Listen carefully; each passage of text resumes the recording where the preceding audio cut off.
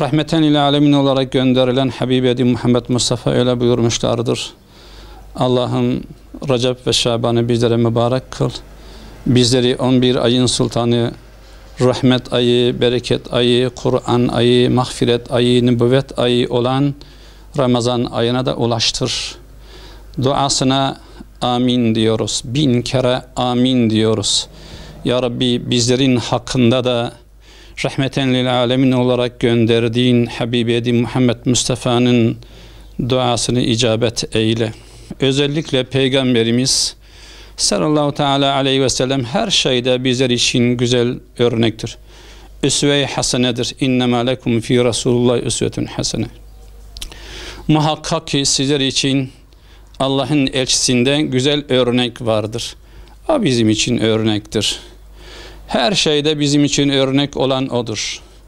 Bizim için sözü bağlayıcı ve geçerli olan odur. Onun sözünün dışındaki olan bütün sözler bizim için fazla bağlayıcılığı yoktur. Peygamberimiz bu gecelere önem vermiş, Resulullah dua etmiş, Peygamberimiz ibadet etmiştir. Üsve-i hasene olan Allah'ın rahmet peygamberi Hz. Muhammed Mustafa'yı kendimize örnek alarak o nasıl bu gecelere önem vermişse ona ittiba eden ümmeti olan bizler de önem vermeliyiz. Onu ibadetle ihya etmeliyiz. Duayla ihya etmeliyiz. Beraat demek kendimizi arındırmak demektir. Veya Allah'ın kendi kullarına af etmesi, günahlardan beri etmesi demektir. Eğer sizler inancınız gereği bu geceyi ihya ederek hayrını, sevabını, ecrini, mükafatını sizi yaratan yaratıcıya bekleyerek eğer ihya ederseniz Rabbiniz de geçmiş olan günahlarınızı affetmekle sizi beri eder. Neden? Cehennem ateşinden azat ederek sizleri beri eder. Öyleyse bize düşen bir görev vardır. Nedir?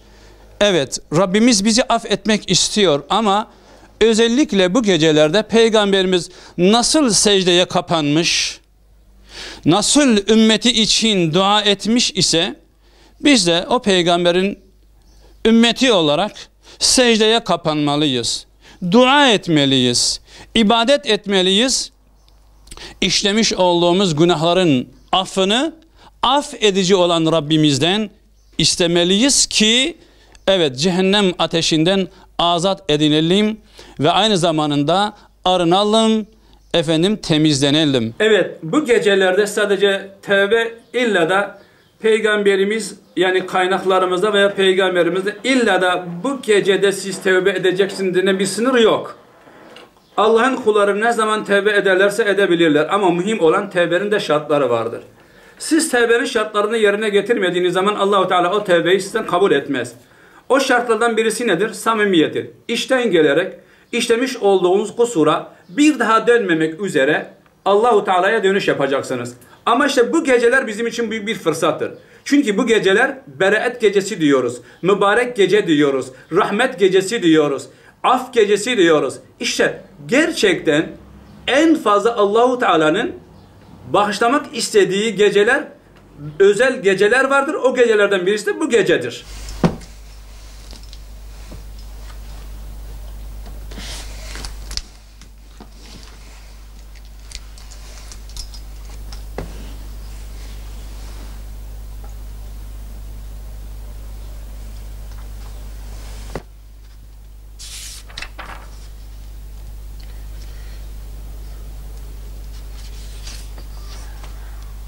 Berat gecesi Şaban-ı Şerif ayının 15. gecesine denk geliyor. Çok kıymetli bir gecedir. Rabbim inşallah o geceyi idrak etmeyi, ibadet ile geçirmeyi bizlere nasip eylesin. Berat gecesinde Rabbimiz Celle Celaluhu'nun çok büyük lütufları var. İhsan ve ikramları var. Bu gece beraatin birçok manası var. Beraat, cehennemden kurtuluş diyenler bereket. O gecede binlerce, milyonlarca melek yeryüzüne iniyor. Tüm Müslümanların affolunması için, bağışlanması için istiğfarda bulunuyorlar. Bu gecede hatta bir rivayete göre Rabbimiz Celle Celaluhu gökyüzü semalarına iniyor, nuzul ediyor. Ne şekilde indiği, nuzul ettiği bizim katımızda meçhul, bilemiyoruz. Rabbimizin belki cemali nuzul ediyor. oradan sesleniyor. Benden bağışlanma talep eden yok mu? Onun günahlarını bağışlayayım. Benden işte bir şeyler isteyen yok mu? İşte onun isteğini vereyim. Günahlarından affedilmek isteyen yok mu? Onun günahlarını affedeyim diye Rabbimiz Celle Celaluhu o gecede bu şekilde semalara sesleniyor. Tüm insanlığa sesleniyor. Berat gecesi Rabbimiz katında çok kıymetli bir gecedir. İbadet ile, kulluk ile geçirmemiz çok mühimdir. Bu gece İnşallah ibadetimizi, kulluğumuzu yapalım. Bir hadis-i şerifte Allah Resulü Efendimiz buyuruyor ki اِذَا اَذْنَبَ الْعَبْدُ Bir kul bir günah işlediği zaman nukkitet fi kalbihi nuktetun sevda kalbine siyah bir nokta koyulur. Kalbimizi bembeyaz bir sayfa olarak düşünelim ve bembeyaz olan sayfaya bir günah işledik, bir siyah nokta koyuluyor. Bir günah daha, bir siyah nokta, bir günah daha, bir siyah nokta daha koyuluyor. Bir zaman sonra kalbimiz kapkara oluyor. Onun için bir insan günah işlediğinde kalbine siyah nokta koyuluyorsa ondan dolayı bu geceleri mağfiret olarak, mağfiret bağışlanma gecesi olarak bilmesi lazım ve ibadete en güzel şekilde yönelmesi lazım.